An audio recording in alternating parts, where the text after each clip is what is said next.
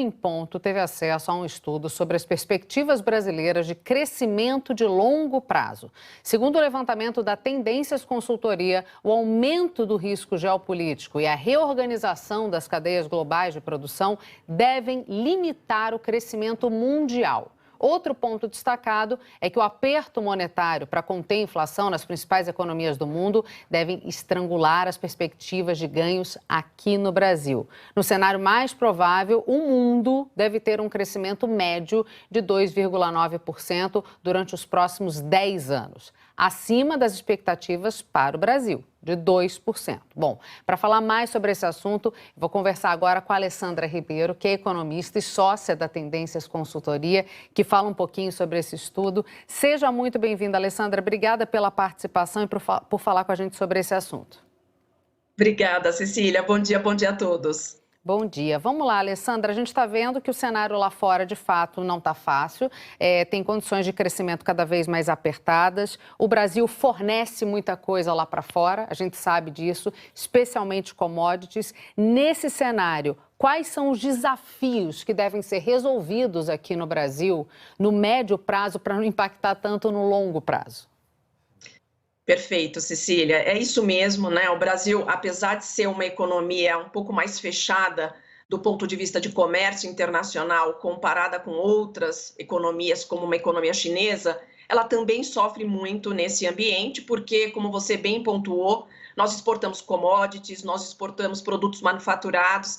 Então, quando o mundo cresce menos, isso nos impacta negativamente. Agora, qual que é o desafio nesse mundo, que é um mundo realmente bastante complicado, inflação alta, juros altos, crescimento para baixo, e aí fluxos financeiros, fluxos de investimento muito seletivos.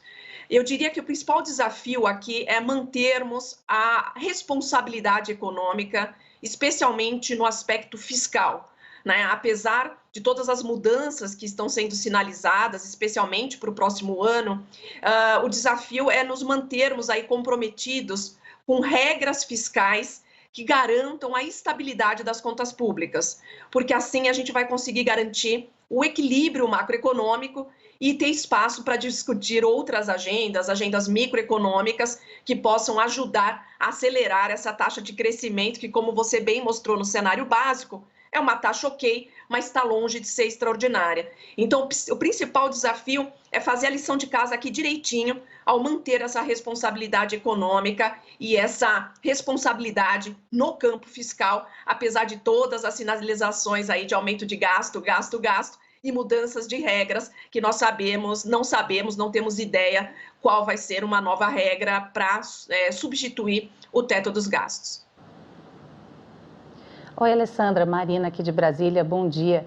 Ainda nessa linha do que você está falando para a gente de responsabilidade fiscal, a gente sabe que o próximo governante, seja ele quem for, vai herdar gastos públicos muito fortes e que provavelmente vão continuar, né, no ano que vem.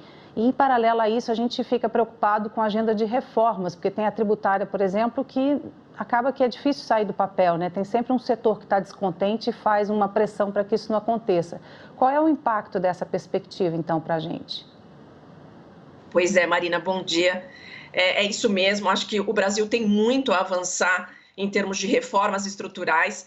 Como você bem pontuou, né? A reforma tributária seria uma reforma, acho que muito poderosa, principalmente se considerarmos uma reforma ampla, incluindo os 3 níveis da federação, para aumentar a produtividade e o crescimento potencial da economia brasileira. Mas o que a gente nota é que, primeiro, essa agenda não foi muito levada à frente, né, pelo atual governo. E, além disso, tem grupos de interesses que são contrários a diversos pontos aí das reformas. Acho que a gente tem um desafio, que é, primeiro, construir essa coalizão política a partir aí do próximo ano, sob um novo governo, né? E retomar esse poder de agenda pelo Executivo. Eu acho que esses são os grandes desafios, porque com o poder de agenda pelo Executivo e uma coalizão estável, nós temos condição de avançar nessas reformas mais estruturais. Mas é sempre uma batalha, porque qual que acho que é a grande dificuldade de qualquer reforma estrutural aqui no Brasil? É mexer com interesses estabelecidos. E ao se mexer com interesses estabelecidos, né, a gente vê muita resistência.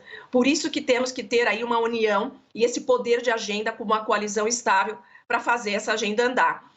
Essa reforma tributária mais ampla, eu acho que ela pode voltar realmente a ser discutida. Nós não consideramos ainda como uma reforma com chance grande de ser aprovada, mas é algo que está no radar e que realmente, se for aprovada, fará uma grande diferença aí para o cenário econômico ao longo aí dos próximos anos. Alessandra, se há essa dificuldade que alguns chamam de governabilidade perversa, que é você pegar a área macroeconômica e você olhar para ela e tentar guiá-la de acordo com determinados interesses, o que dá para ser feito? O que precisa acontecer para que o Brasil mude de postura com relação a isso, então? Porque senão a gente fica meio sem esperança, né? O que dá para mudar?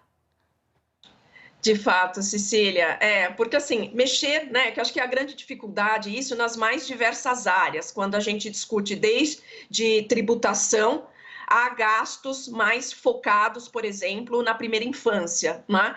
E essa discussão, ela bate em interesses estabelecidos.